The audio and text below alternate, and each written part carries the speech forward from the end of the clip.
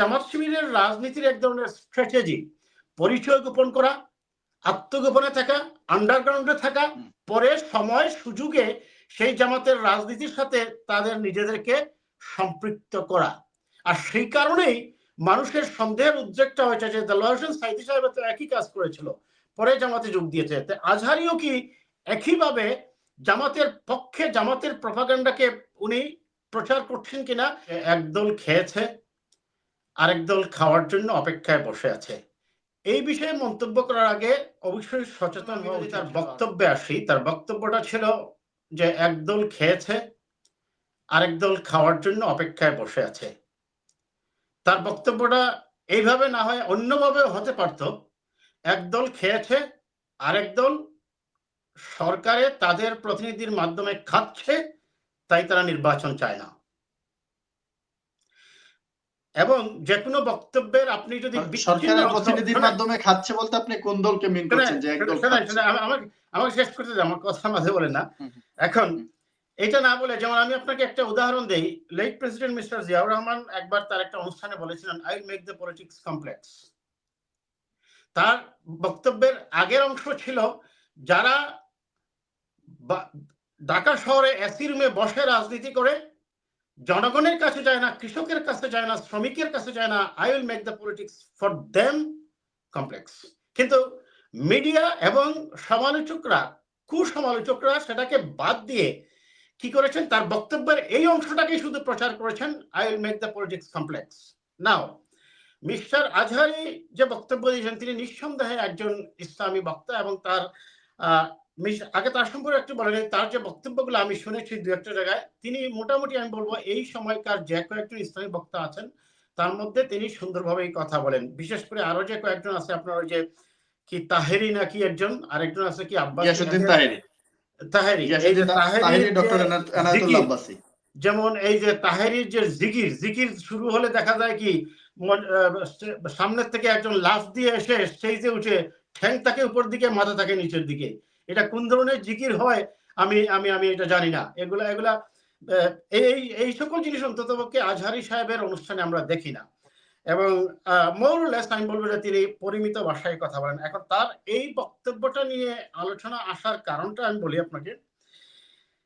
তিনি যে কথা বলেছেন, দেখুন তার এর আগেরও অনেকগুলা কথা সম্পর্কে আমি এই মুহূর্তে স্পেসিফিক হয়তো আপনাকে সামনে নিয়ে আসতে পারবো না, কিন্তু দেখা গেছে মোরলেস সেটা একটি রাজনৈতিক দলকে ফেভার করে কথা বলা হয়ে যায়।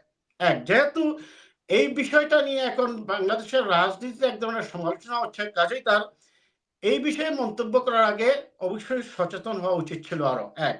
দ্বিতীয়ত হচ্ছে, আপনি দেখেন জামাতে ইসলামের রাজনীতির সাথে সংশ্লিষ্টতা মানুষ খুঁজবে এই কারণেই যে, আপনি দেখেন জামাতের ছাত্র সংগঠন ছাত্র শিবির ঢাকা বিশ্ববিদ্যালয়ে তার যে সভাপতি সেক্রেটারি, জগন্নাথ বিশ্ববিদ্যালয়ে, জাহাঙ্গীরনগর বিশ্ববিদ্যালয়ের সভাপতি সেক্রেটারি, এরা কিন্তু দীর্ঘদিন সেই ছাত্রলীগের সাথে সংযুক্ত হয়ে ছাত্রলীগের অপকর্ম, চাঁদাবাজি, দুর্নীতির সাথে সংযুক্ত ছিল।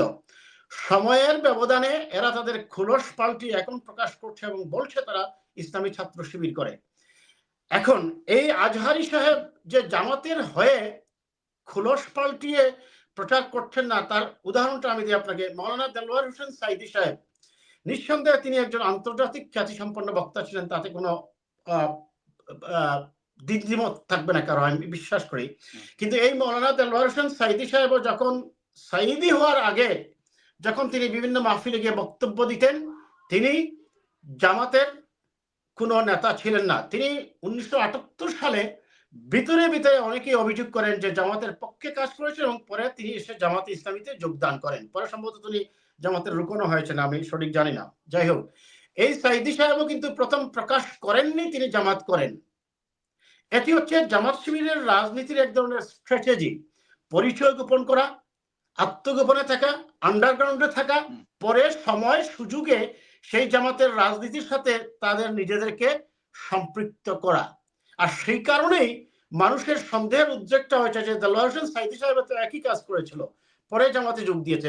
আজহারিও কি একইভাবে জামাতের পক্ষে জামাতের প্রপাগান্ডাকে উনি প্রচার করছেন কিনা, এবং শেষে সময় সুযোগে তিনি আবার জামাতে যোগ দেবেন কিনা। এই যে আপনি যে বলছেন জামান ভাই, আমি এখানে একটু প্রশ্ন আপনাকে করতে হবে যে মিজানুর রহমান আজহারীর কোন বক্তব্যটা শুনে আপনার মনে হয়েছে যে তিনি জামাতকে প্রমোট করছেন বা জামাতের ফেভারে কথা বলছেন? আমি তো এই কথাটাই তো বললাম এখন আপনাকে। এরকম রয়েছে?